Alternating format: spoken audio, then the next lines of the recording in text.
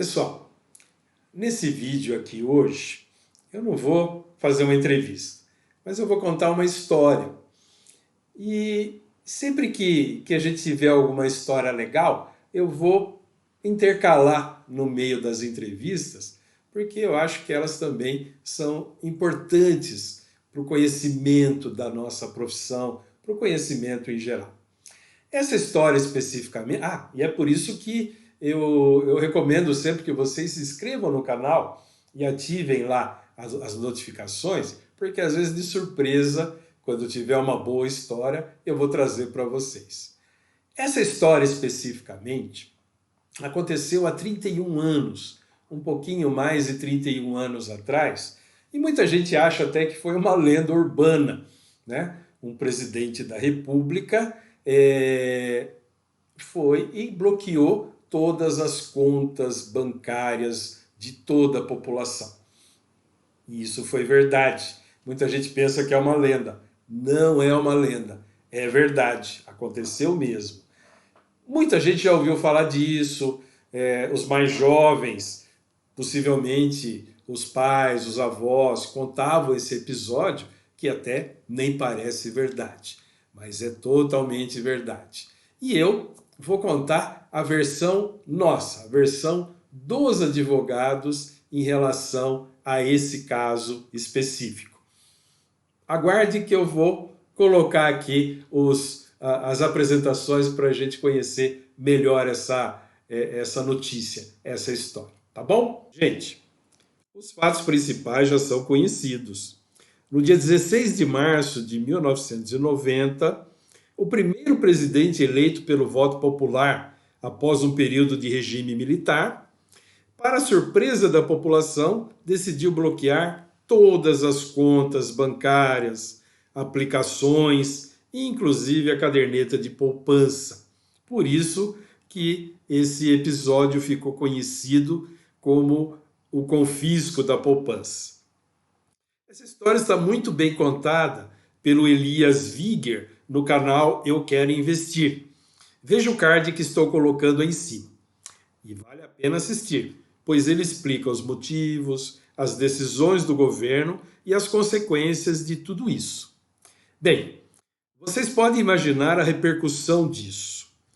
Os escritórios de advocacia foram inundados por clientes que tiveram seus recursos bloqueados e todos queriam uma solução. Afinal, o presidente podia ter feito isso.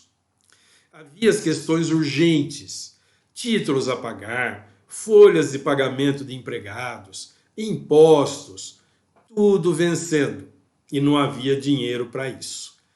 Como tratar isso? Os advogados da época iniciaram com negociações entre quem tinha que pagar e quem tinha de receber.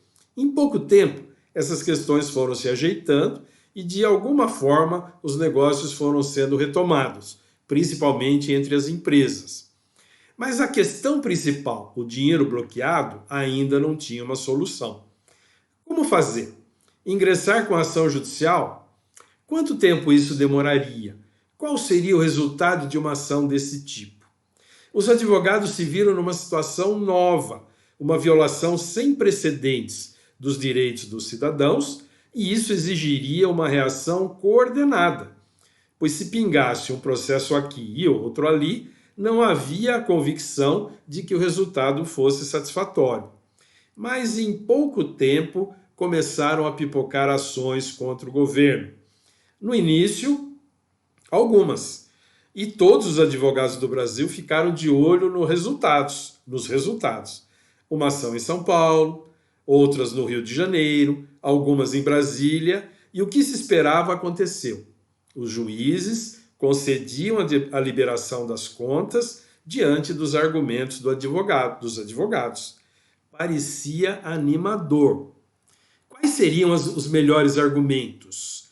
Onde nos apegar para obter o resultado esperado?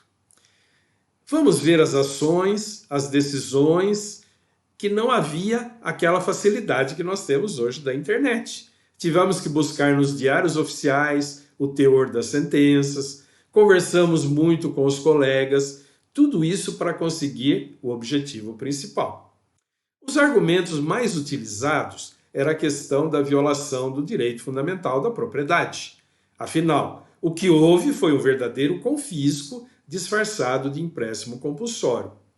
Mas como toda questão tributária, não houve a necessária anterioridade, o cumprimento das regras constitucionais de criação e cobrança de tributos. Qual seria a ação adequada para obter um resultado positivo? E, de preferência, rápido. Claro, o mandado de segurança. Afinal, ele foi feito para garantir o direito líquido e certo que esta ação exige. Mas no mandado de segurança não há possibilidade de fazer provas ao longo do processo, lembram-se? Tudo tem de estar devidamente provado no momento em que ingressamos com a ação. Corríamos o risco, caso não tivéssemos todos os fatos devidamente provados e os argumentos bem claros.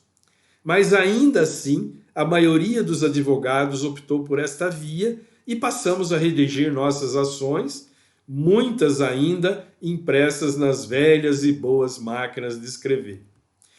Os foros competentes para conhecimento dessas ações são os da Justiça Federal.